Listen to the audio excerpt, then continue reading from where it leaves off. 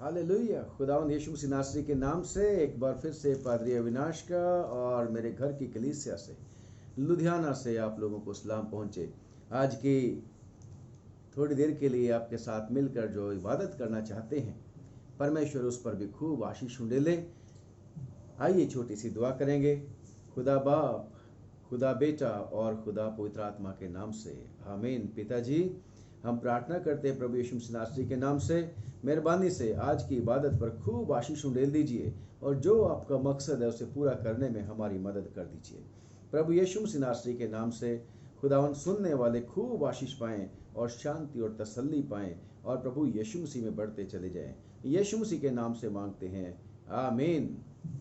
खुदा का शुक्र करते हैं कि आज तो थर्ड वीक है, थर्ड संडे है जून का, और ये जून का जो तीसरा हफ्ता है ये कई मायनों में बहुत ही महत्व का है। खास तौर से आज फादर्स डे है, पिताओं को, दुनिया के पिताओं को डेडिकेटेड है। बेशक सारे दिन तो हमारे फादर के हैं, यानी कि खुदावंद के हैं जो हमारा पिता है, जिसके ऊपर हमने विश्वास किया है। और खुदा का शुक्र करते हैं कि आज की जो अलमानक लेक्शनरी है उसके मुताबिक जो रीडिंग्स है उनका उद्देश्य भी है कि spiritual freedom we have in Jesus Christ, यानी कि मसीह यीशु में हमें आत्मिक तौर से आज़ादी मिलती है। और आज इसी के दोनों चीज़ों के ऊपर हम थोड़ी देर के लिए फोकस करेंगे और खुदावन हमारी मदद करे कि उसका मकसद जो हमें आशीषें देने का है वो पूरा हो जाए।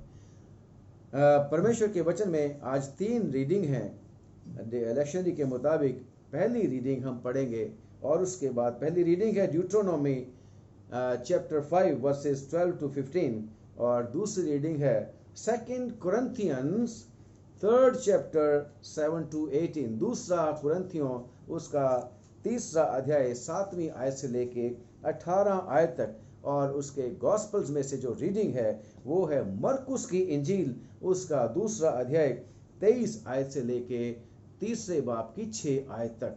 हम तीनों की तीनों रीडिंग तो नहीं पढ़ेंगे, परंतु उन रीडिंग्स को रेफर जरूर करेंगे। एक रीडिंग पढ़ेंगे पुराने नियम में से, पहली रीडिंग व्यवस्था विवरण की किताब और उसका 5वां अध्याय उसकी 12 आयत से लेके और उसकी 15 आयत तक। मैं रिक्वेस्ट करूंगा मेरी वाइफ स्वर्ण से कि पढ़ने में हमारी अगुवाई कर दें। तू विश्राम दिन को मानकर पवित्र रखना, जैसे तेरे परमेश्वर यहोवा ने तुझे आज्ञा दी। 6 दिन तो परिश्रम करके अपना सारा कामकाज करना, परंतु 7वें दिन तेरे परमेश्वर यहोवा के लिए विश्राम दिन है। उसमें ना तू किसी भांति का कामकाज करना, ना तेरा बेटा, ना तेरी बेटी, ना तेरा दास, ना तेरी दासी, ना तेरा बैल, ना तेरा गधा, ना तेरा कोई पशु, ना कोई परदेशी भी जो तेरे फाटकों के भीतर हो, जिससे तेरा दास और तेरी दासी भी तेरी न्याय विश्वास करे। और इस बात को स्मरण रखना कि मिस्र देश में तू आप दास था और वहां से तेरा परमेश्वर यहोवा तुझे बलवंत हाथ और बढ़ाई हुई भुजा के द्वारा निकाल लाया। इस कारण तेरा परमेश्वर यहोवा तुझे विश्राम दिन मानने की आज्ञा देता है। परमेश्वर हमारे वचन के पढ़े और सुने जाने पर बहुत बहुत बरकत बख्शे। खुदा का शुक्र करते हैं प्यारे भाइयों कि सचमुच में परमेश्वर ने हम सबको आज तक जीवित रखा है। बेशक इस महामारी के समय में भी वो हमारी ज़रूरतें पूरी करता रहा, क्योंकि वो हमारा दयालु परमेश्वर है। और वही प्रभु यीशु मसीह में विश्वास जब हम करते हैं, यीशु मसीह को ग्रहण करते हैं, वही हमारा स्वर्गीय पिता है। और परमेश्वर का धन्यवाद करते हैं, वो जो पिता है हमारे लिए बहुत ही अच्छी योजनाएं बनाता है और कहता है कि मेरी योजनाएं तुम्हारे लाभ की हैं, हानि की नहीं है। और खुदा का शुक्र करते हैं कि उसी की योजना है कि वो हमारे रेस्ट के लिए, वो हमारे विश्राम के लिए बहुत ही चिंता करता है। और हमारा विश्राम जो है ना सिर्फ शारीरिक विश्राम, शारीरिक आज़ादी और विश्राम, बल्कि वो हमारे आत्मिक आज़ादी और आत्मिक आराम के लिए भी बहुत ही ज़्यादा चिंतित है, फिक्रमंद रहता है। और आज फादर्स डे वाले दिन हम परमेश्वर का तो धन्यवाद करेंगे ही करेंगे, परमेश्वर पिता का, परंतु हम उन लोगों के लिए भी धन्यवाद करते हैं जिनकी वजह से एक दिन साल में डेडिकेट किया गया है फादर्स को, कि उस दिन पिता के लिए सब बच्चे धन्यवाद करते हैं जो शारीरिक रूप से पिता है, और खुदा का शुक्र करते हैं कि उस इंसान के लिए जिसके मन में ये बात आई थी कि पिताओं के लिए भी परमेश्वर का धन्यवाद भी करना चाहिए और उनके क्या महत्व है उसको भी याद करना चाहिए। खुदा उन सब लोगों को बहुत बहुत बरकत दे। आज मुझे बहुत अच्छा लगा जब मेरे परिवार के लोगों ने मुझे हैप्पी फादर्स डे करके बोला, और खुदा का शुक्र करते हैं कि सचमुच में आज हैप्पी फादर्स डे तभी होगा जब हमारा स्वर्गीय पिता भी हमसे खुश होगा। और खुदा का शुक्र करते हैं कि हमारा स्वर्गीय पिता हमेशा अपने बच्चों के लिए, जिनको उसने अपने स्वरूप के ऊपर बनाया है, जिनके लिए उसने बड़ा त्याग कर दिया है, अपना बेटा प्रभु यीशु मसीह भी इस दुनिया में दे दिया है, भेज दिया है, ताकि उसके बलिदान के द्वारा हम सब का मेल मिलाप फिर से हो जाए। वो हमारा प्रायश्चित बना प्रभु यीशु मसीह। और खुदा का शुक्र करते हैं कि बेशक खुदावन हर जगह जहां पर भी अन्याय होता है वहां पर पहुंच जाता है। वो हमारा पिता ऐसा दयालु परमेश्वर है, वो चाहता है कि उसके लोग सचमुच में बहुतायत का जीवन, आनंद का जीवन, खुशी का जीवन और आजादी का जीवन जिए। लिखा है परमेश्वर के वचन में, उसका 2 कुरिन्थियों और उसका 3 बाब में, कि जहां जो है परमेश्वर जो है, प्रभु जो है आत्मा है, खुदा आत्मा है, और जहां खुदा का आत्मा होता है, जहां खुदा होता है वहां आजादी होती है। और बेशक खुदा का शुक्र करते हैं हमारा खुदा भी हमें आजाद करने के लिए वचनबद्ध है, और उसी ने अपने प्यारे बेटे प्रभु यीशु मसीह को इसलिए इस दुनिया में भेजा ताकि वो हमें आजाद जीवन जीने के लिए लिबरेट कर सके, आजाद कर सके। क्योंकि मनुष्य जाति सारी की सारी पापों की गिरफ्त में है, गुलामी में है।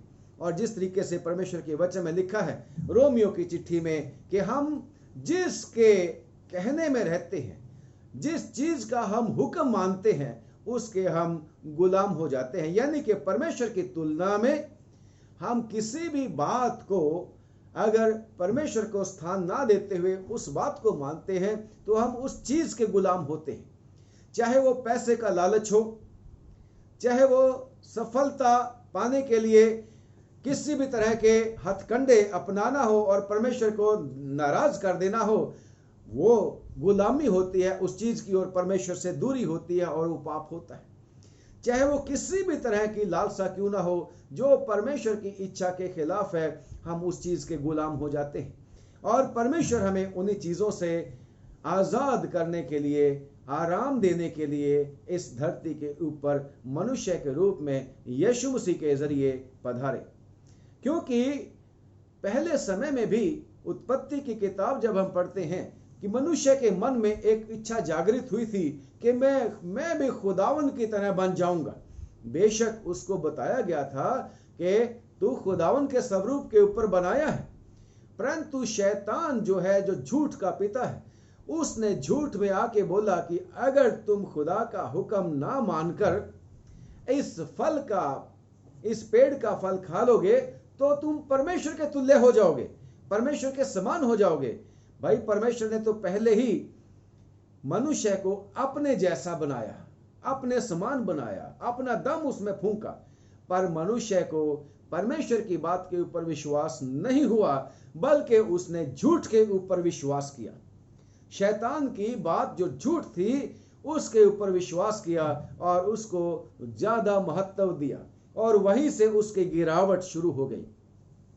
वहीं से वो पाप की गुलामी में, शैतान की गुलामी में आ गया, और जिसकी वजह से जो आराम था बागे अदन का, वो उससे वंचित हो गया, डिप्राइव हो गया। और बेशक परमेश्वर ने जो आराम उसके लिए निर्धारित किया था, उसके लिए जो आराम का जीवन नियुक्त किया था, उस आराम के जीवन से हाथ धो बैठा।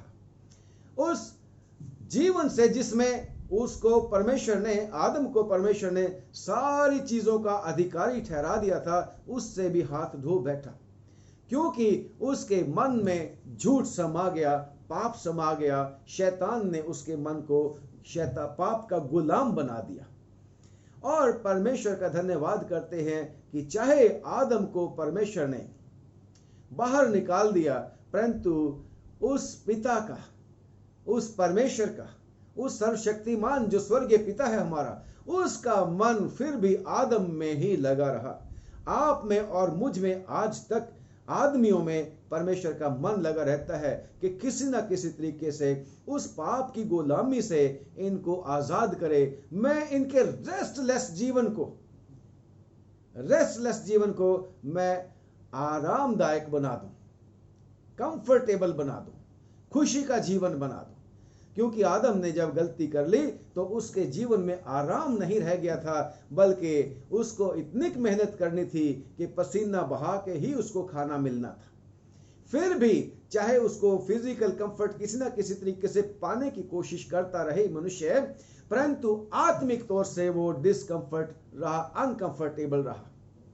और उसी अनकंफर्टेबलनेस को परमेश्वर पिता दूर करने के लिए अपने प्लान के मुताबिक के जिस तरीके से परमेश्वर ने 6 दिन काम करके 7वें दिन को आशीष दी, वो आराम का दिन ठहराया। और जैसे आज भी, आज के आप सब लोगों ने सुना जो पढ़ा गया पवित्र धर्मशास्त्र बाइबल के बीच में से, कि परमेश्वर कहता है, हुक्म देता है कि भाई 6वें दिन तूने काम काज नहीं कर, 6 दिन तक काम काज करना है, 7वें दिन तूने आराम करना है। कितना अच्छा पिता है, कितना अच्छा प्रेमी पिता है कि चाहे हम कैसे भी हों फिर भी वो हमारा ख्याल रखता है।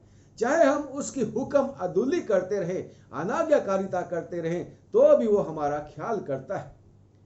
और खुदा का शुक्र करते हैं, ना सिर्फ हमारा बल्कि हमारे साथ और भी जितने होते हैं उनका भी आराम का ख्याल रखता है। क्योंकि आज जैसे आपका सामने पढ़ा गया कि पहले जो भी लोग जिनको रख लेते थे दास दासी करके, आज के समय में हम उनको एम्प्लॉयज कहते हैं, नौकर चाकर कहते हैं।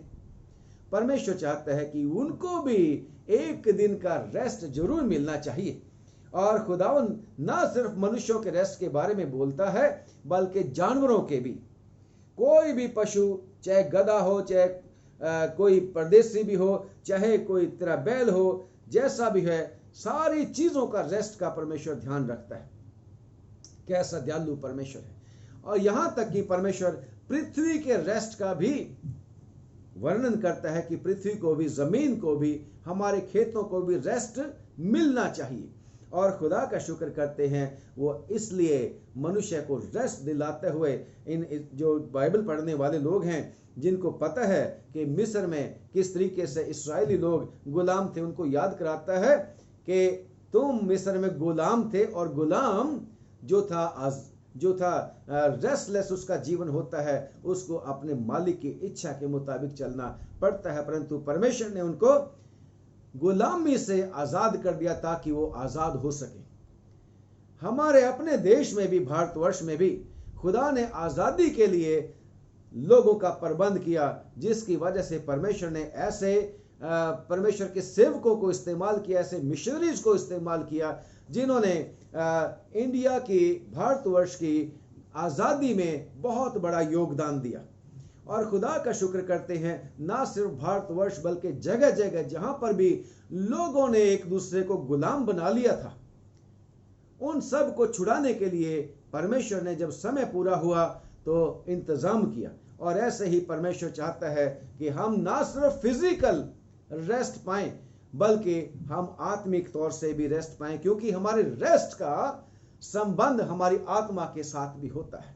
हमारा जो दिमाग है या जो हमारी आत्मा है वो लगातार काम करती रहती है, लगातार काम करती रहती है, चाहे हमारा शरीर सोया भी क्यों ना हो।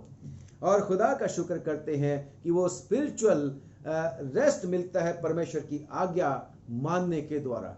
अगर हम फिर से बाग एदन के बीच में जाएं, वहां पर आज्ञा नहीं मानी, जिसकी वजह से फिजिकल और स्पिरिचुअल दोनों के दोनों आराम मनुष्य अपने हाथ से गवा बैठा, परंतु परमेश्वर का धन्यवाद कि वो हमारा स्वर्गीय पिता है। वो हमारा सच में माँ और बाप तो छोड़ सकते हैं जो दुनिया में होते हैं, लेकिन परमेश्वर कभी छोड़ता नहीं अपने लोगों को। वही सत्य परमेश्वर है, वही सच्चा परमेश्वर है, और वो बिना किसी कंडीशन के, बिना मांगे हमारे आराम के लिए काम करता रहता है। और खुदा का शुक्र करते हैं, प्रभु यीशु मसीह जब इस दुनिया के बीच में आए, ये सबूत है परमेश्वर के प्रेम का कि बेशक मनुष्यों ने कभी भी परमेश्वर से सिफारिश नहीं करी कि अपने बेटे को हमें दान में दे दे। नहीं, खुदा के पास कोई चारा नहीं रह गया था और परमेश्वर ने अपने इकलौते बेटे को इस दुनिया के बीच में भेज दिया ताकि मेरे और आपके पापों का प्रायश्चित बन जाए और मैं और आप प्रभु यीशु मसीह के ऊपर विश्वास करने के द्वारा उस पिता के पास चरणों में उसके फिर से जा सकें और हम आराम पा सकें। जो अच्छे पिता की क्वालिटी होती है वो ये होती है कि पिता अपने बच्चों को अनकंडीशनल प्यार करता है। खुदा ने भी मुझसे और आपसे अनकंडीशनल प्यार किया। आप और मैं भी परमेश्वर से अगर हम उसके चरणों में आते हैं, उससे सीख सकते हैं कि हम भी अपने बच्चों को अनकंडीशनली प्यार करते हैं। यस, अपने बच्चों के लिए हम रात दिन मेहनत करते हैं, हम कितने सारे सेक्रीफाइस करते हैं, हम अपनी इच्छाओं को मारते हैं ताकि हमारे बच्चों का भविष्य अच्छा बन जाए। और हमारा परमेश्वर जो स्वर्गीय पिता है वो भी कभी ये नहीं सोचता कि मेरी ईगो की प्रॉब्लम है। नहीं, वो आत्मा है, वो खुदा है, वो सच्चा खुदा है।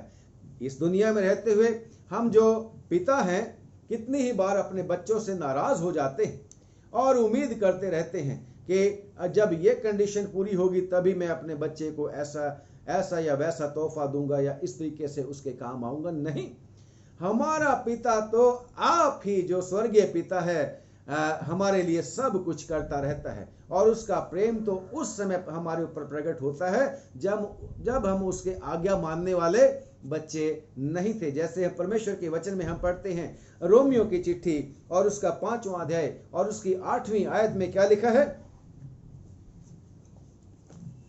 रोमियो की चिट्ठी उसका 5वां अध्याय और उसकी 8वीं आयत में लिखा है परंतु परमेश्वर हम पर अपने प्रेम की भलाई इस रीति से प्रकट करता है कि जब हम पापी ही थे तभी मसीह हमारे लिए मरा। जब हम पापी ही थे तभी खुदा का बेटा खुदावंद यीशु मसीह मेरे और आपके लिए मरा। कहाँ हम कंडीशन फुलफिल करते थे? नहीं फुलफिल करते थे।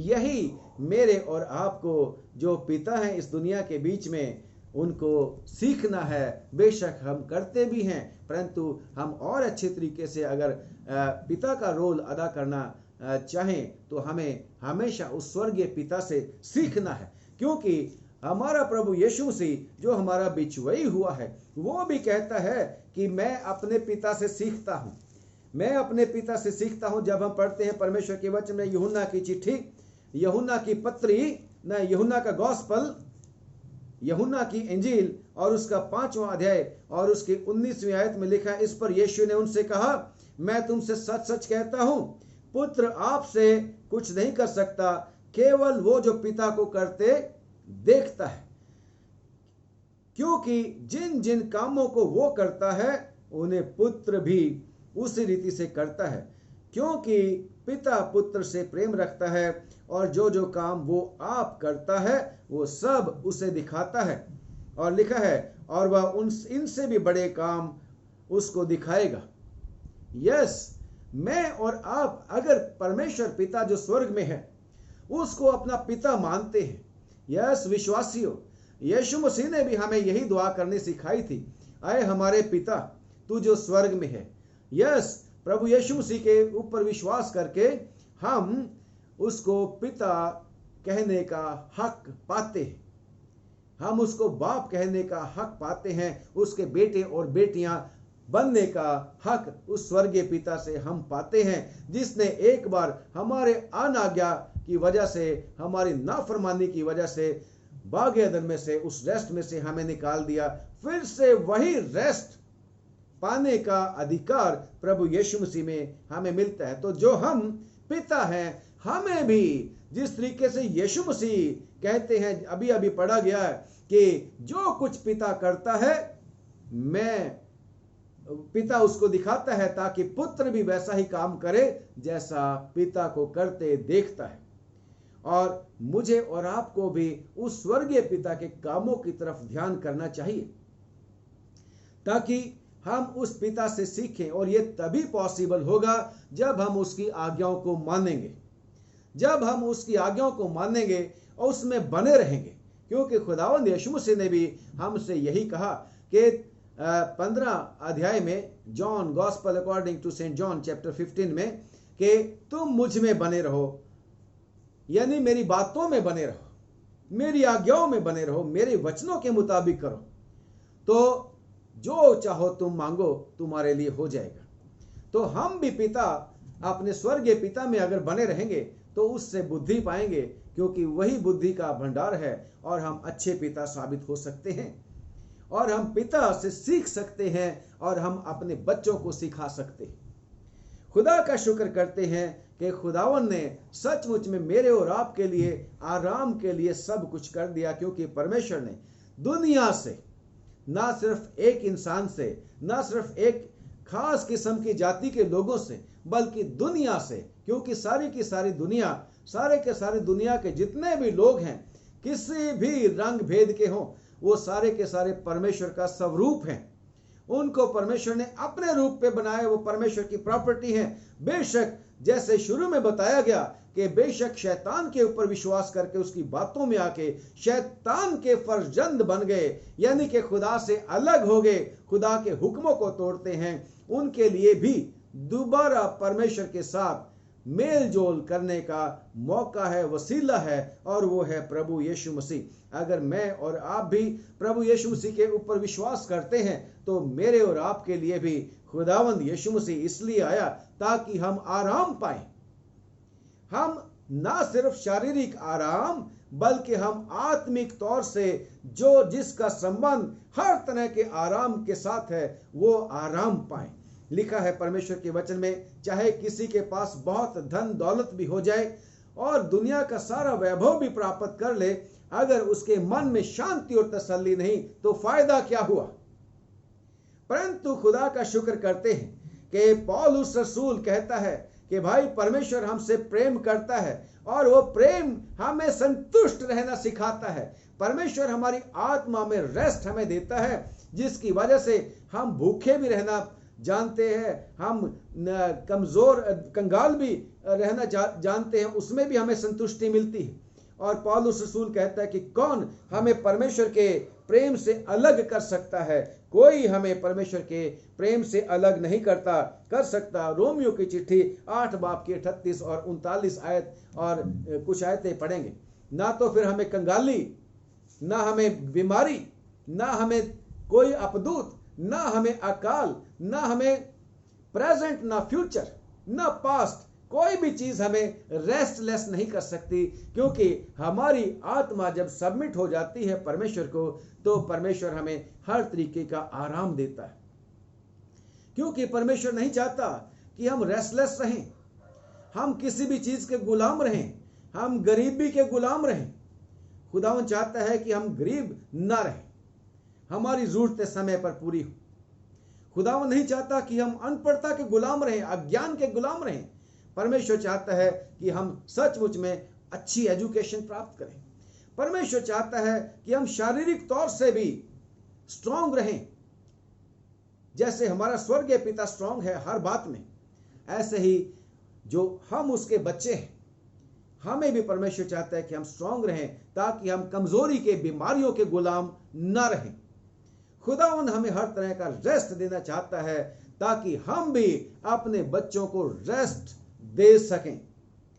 और खुदा का शुक्र करते हैं कि खुदावन तो आप ही वायदा करता है कि अगर तुम बुरे होकर अपने बच्चों को अच्छी चीजें देना चाहते हो, जानते हो, तो तुम्हारा स्वर्गीय पिता भी तुम्हें अच्छी चीजें क्यों नहीं देगा।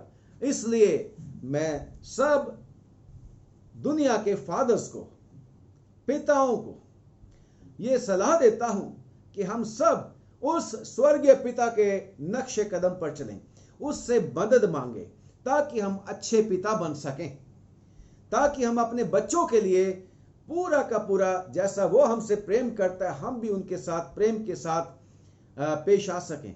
उनकी ज़रूरतों को पूरा पूरा करना काफ़ी नहीं है, बल्कि हम उनको हर तरीके से डेवलप करें, फिजिकली, इकोनॉमिकली, और उनके बौद्धिक विकास उनका किस तरीके से होना चाहिए, एजुकेशनली वो किस तरीके से स्ट्रांग बनने चाहिए। ये सब पॉसिबल हो सकता है जब हम अपने स्वर्गीय पिता से सीखेंगे, और तब हम अपने बच्चों को जो परमेश्वर हमें देता है, जो कल को किसी के पिता बनेंगे, हम उनको सिखा सकेंगे, जिसकी वजह से परमेश्वर का जो वो साइकिल है, वो काम जो है लगातार चलता रहेगा, और हम भी हमेशा परमेश्वर की शक्ति पाके, दया पाके वही काम करने पाएंगे जो परमेश्वर को पसंद है।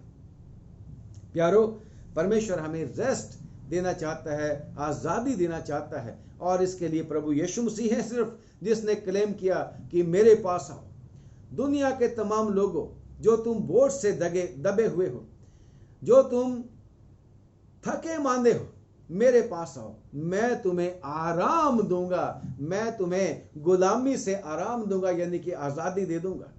मैं तुम्हें फिजिकली आराम दे दूंगा, बीमारियों, दुखों, तकलीफों से, चिंताओं से आराम दे दूंगा। यस, खुदावन कहते हैं कि मुझसे सीखो।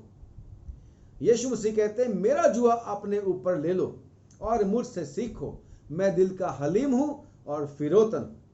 खुदावन दया करे कि हम सब लोग जितने भी हैं जो आज पिता हैं, हम अपने बच्चों के लिए अगर आशीष बनना चाहते हैं तो प्रभु के चरणों में आना है। उसके चरणों में आकर प्रभु यीशु मसीह के ऊपर विश्वास करके पिता के साथ मेल मिलाप करना है, क्योंकि प्रभु यीशु मसीह कहते हैं कि मेरे बिना कोई पिता के पास नहीं पहुंच सकता। यस, यीशु मसीह एकमात्र वसीला है कि हम उस स्वर्गीय पिता के साथ फिर से मेल मिलाप करके अपने आत्मिक तौर से शांति पा सकते हैं, जो आत्मिक शांति है सब शांति की जड़ है, सब शांति का आधार है, और वो आत्मिक शांति किसी और तरीके से नहीं मिल सकती, मिलती है सिर्फ और सिर्फ उस परमेश्वर से जो आत्मा है। और यीशु मसीह कहते हैं मेरे वचन आत्मा है। यीशु मसीह ही सच्चाई है। अगर हम, यीशु मसीह ने कहा यूहन्ना की इंजील 8वें बाब में, तुम मेरे वचनों में बने रहो तो सच्चाई को जानोगे और सच्चाई तुम्हें आत्मिक तौर से और सब बातों में आजाद करेगी। और लिखा है 38वीं आयत में फिर से कि जिन्हें पुत्र आजाद करेगा वो आजाद हो जाएंगे। यीशु मसीह गारंटी देते हैं कि वो हमें पूरे रीति से लिबरेट कर देंगे, आज़ाद कर देंगे, आराम दे देंगे। और एक अच्छा पिता हमेशा अपने बच्चों के लिए, अपने परिवार के लिए, आराम के लिए चिंतित होता है, उनके आराम के लिए अपने आप को न्यौछावर करता रहता है, अपने जो इंटरेस्ट होते हैं उनको सेक्रीफाइस करता रहता है, और अपने बच्चों को सब कुछ देकर उनको हर तरह की आने वाली विपत्ति से बचाता रहता है। यस, मैं और आप भी तभी कामयाब हो सकते हैं जब हमारा नाता, हमारा विश्वास उस स्वर्गीय पिता के ऊपर होगा, क्योंकि वो स्वर्गीय पिता भी मेरे और आपको हमेशा संभालता रहता है, बचाता रहता है। वो ना कभी सोता है ना कभी ऊँघता है, ऐसी हमारी चिंता करता है, फिक्र करता है। खुदावन चाहता है कि हम अपनी सारी की सारी फिक्रें उसके ऊपर डाल दें, उससे सीखें। वो हमें शांति और आराम देने के लिए हमेशा तैयार है। खुदावन आप सब लोगों को बहुत बहुत बरकत दे। एक बार फिर से happy Father's Day to all the fathers. और मेरी सलाह है, मैं चाहता हूं कि सारे बच्चे जिनके पास पिता हैं अपने पिता को सचमुच में बधाई दें और समझें कि वो सचमुच में आदर के योग्य हैं, आदर के योग्य हैं, और वो अपना प्रेजेंट खत्म करके आपका फ्यूचर बनाते हैं। खुदा का शुक्र करते हैं कि परमेश्वर ने हम सबको बहुत ही अच्छे पिता दिए। हमें भी परमेश्वर ने बहुत अच्छा पिता दिया, जिसको याद करके आज भी हम परमेश्वर का धन्यवाद करते हैं। वो पिता बहुत अच्छा होता है जो खुदा का डर और भय मानने वाला होता है, और अपने बच्चों को भी परमेश्वर के डर और भय में बढ़ाता है, और हर प्रयत्न करता है कि उनके बच्चे परमेश्वर में बढ़ते चले जाएं। जैसा पत्रियों में, यूहन्ना की पत्री में भी लिखा है कि मुझे इससे बढ़कर और कोई खुशी नहीं है कि मैं सुनूं मेरे बच्चे, मेरे बाल बच्चे खुदा में बढ़ रहे हैं। इसलिए प्रियो, आपके पिता बहुत इंपॉर्टेंट है और सब पिताओं का पिता, स्वर्गीय पिता बहुत इंपॉर्टेंट है। इसलिए हम सब लोग मिलकर उस पिता का भी धन्यवाद करें और दुनिया के जितने भी फादर्स हैं उनकी भी सलामती के लिए दुआ करें। परमेश्वर आप सब लोगों के साथ हो। खुदावन तेरा धन्यवाद करते हैं कि तूने दया करके आज फादर्स डे वाले दिन भी तेरा शुक्र करने की ताकत दी। प्रेमी पिता, हम दुआ मांगते हैं जितने भी वचन सुने हैं सबको आशीष मिले, अच्छी से तो तंदुरुस्ती मिले, आराम मिले और प्रभु तेरी ओर से खुदावन उनको आज़ादी मिले, हर तरह के बंधन से वो छुटाए जाएं और तेरी दया से आज़ाद होकर प्रभु, स्वतंत्र होकर प्रभु, ओ खुदावन स्वतंत्रता के साथ तेरी इबादत करें। प्रभु यीशु मसीह के नाम से तमाम जो दुखों में और बीमारियों में जकड़े हुए हैं और गरीबी में जकड़े हुए हैं, किसी भी तरह के अंधकार की ताकत में जकड़े हुए हैं, वो सब के सब छुड़ाए जाए। प्रभु यीशु मसीह के नाम से मांगते हैं, आमीन। आप सब लोगों को एक बार फिर से सलाम पहुंचे। अगर आप लोगों को अच्छा लगे तो इस वीडियो को जरूर से दूसरे लोगों तक भी पहुंचाना, शेयर करना, ताकि शायद किसी न किसी को परमेश्वर का वचन बात कर ले। God bless you. फिर मिलेंगे जब खुदावन चाहेगा। God bless.